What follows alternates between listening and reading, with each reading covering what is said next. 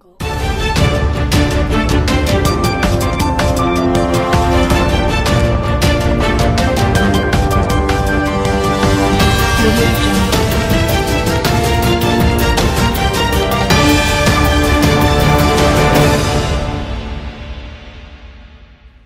avons aujourd'hui l'honneur de recevoir sur notre plateau deux célèbres géographes, Laura Denis et Chloé Dupont, en direct sur le plateau afin de nous parler des enclaves résidentielles qui se trouvent à Dubaï.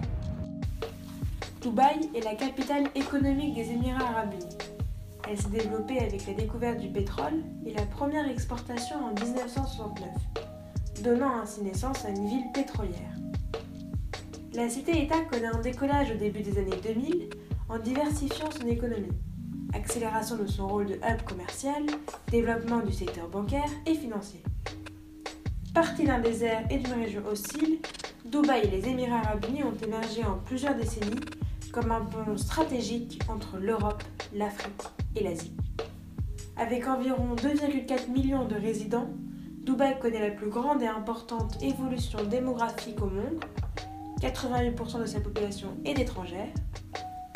Elle est actuellement la 4e ville la plus visitée au monde et son objectif est de devenir la plus visitée avec l'exposition universelle en 2020. On y trouve la plus haute tour au monde, Burj Khalifa, 800 mètres de hauteur, la première ligne de métro automatisée, des centres commerciaux immenses, Dubai Mall, un centre d'affaires aussi vaste que Manhattan, Business Bay, ainsi que The World, archipel artificiel qui reproduit la carte du monde. Cette ville est une ville admirée, fantasmée, décriée, atypique, qui soigne son marketing urbain.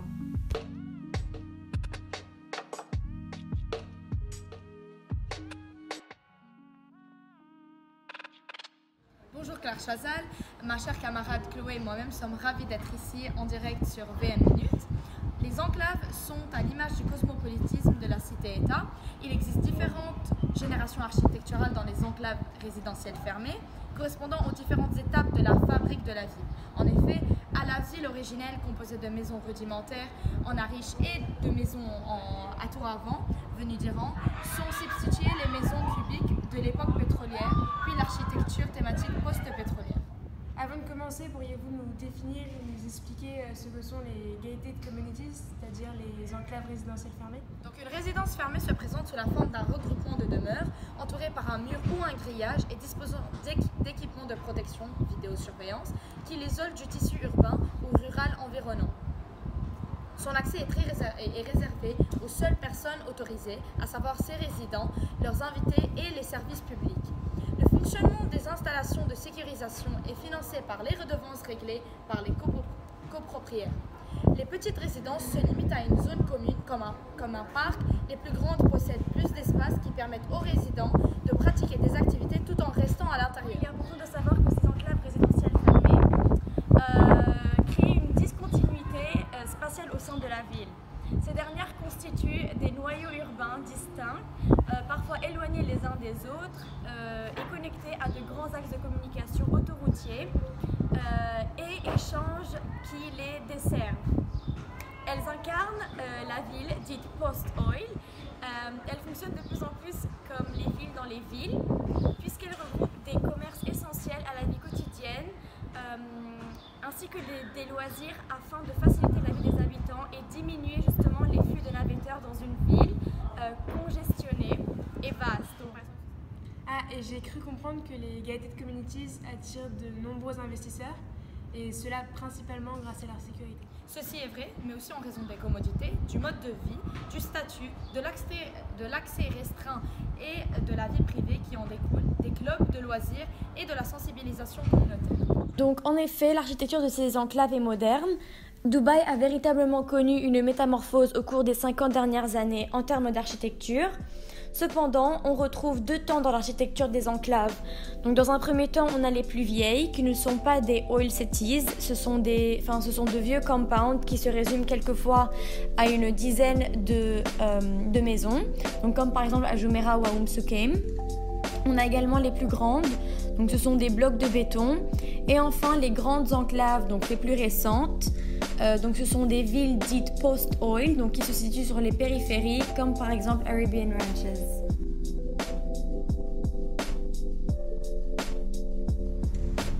Mais ce concept d'enclave résidentielle fermée n'est pas nouveau.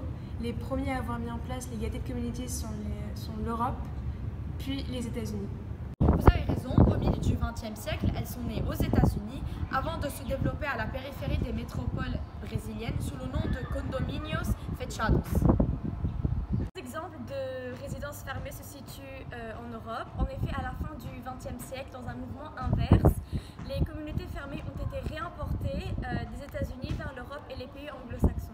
Vous avez dit que les gated communities étaient des résidences fermées entourées par un mur ou un grillage avec des équipements de protection et que seules les personnes qui y vivent sont autorisées à y accéder. Est-ce que par conséquent les immeubles à DIFC sont considérés comme des gated communities? Alors si toutes les entrées sont sécurisées avec des gardiens et des vidéos de surveillance, alors oui, ces immeubles sont en effet considérés comme des gated communities. Lorsque deux personnes veulent y entrer, comme par exemple les livreurs, ils doivent donner des informations personnelles à l'entrée de ces dernières, comme par exemple leur nom, leur numéro, l'étage où ils souhaitent aller et la raison exacte de leur visite. Je vous remercie Laura, Denis et Chloé Dupont. Sur ce, je vous retrouve après la pub pour plus d'informations concernant la structure interne des enclaves. I'm coming home, baby, now. I'm coming home now, right away. I'm coming home, baby. Coming home, baby, now. You don't know what I'm going through. I'm coming home now, real soon. You ain't gone. Coming home, baby, now. You know I'm waiting for you. Every night and day I'm going straight.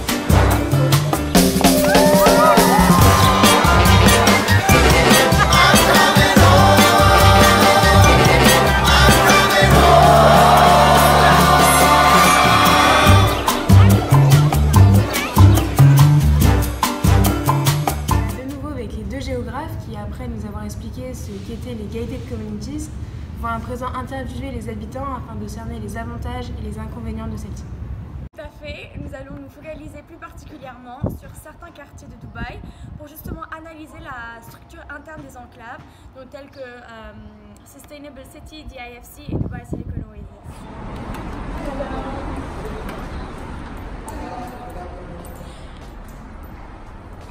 On vous demande pour votre prénom, votre numéro de téléphone, le numéro d'appartement et la raison pour la visite.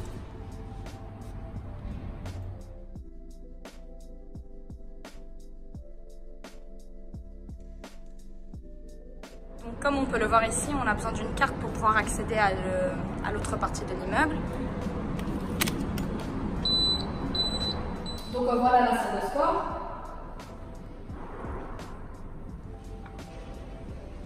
Et seuls les résidents ont accès. La piscine.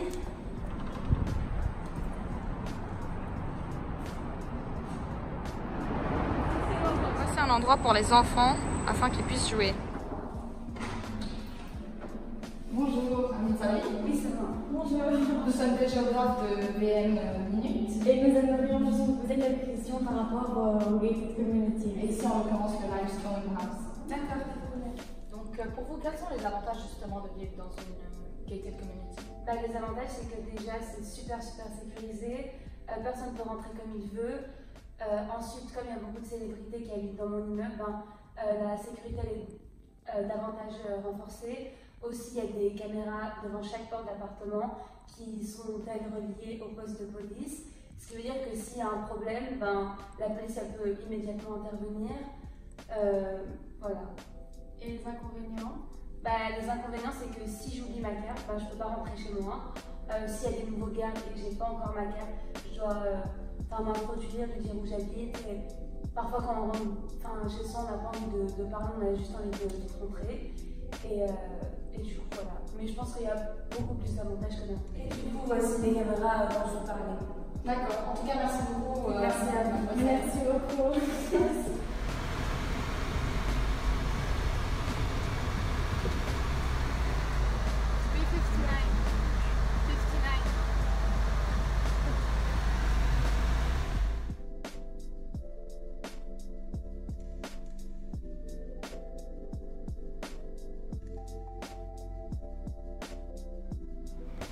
Donc en effet, il s'agit d'une ville dans une ville, d'où le nom d'enclave. Donc on y trouve toutes sortes d'aménités. On a un parc pour les enfants. On a aussi à ma droite un terrain de volley-ball. Donc on a aussi un terrain de tennis. Et comme c'est écrit ici, seulement les résidents de Cedar Villas peuvent avoir accès à ce type d'aménité. Donc enfin on a la piscine et on peut seulement y accéder grâce à la carte donnée à chaque résident. Nous sommes dans le centre commercial de la Gated Community. On a même un centre médical.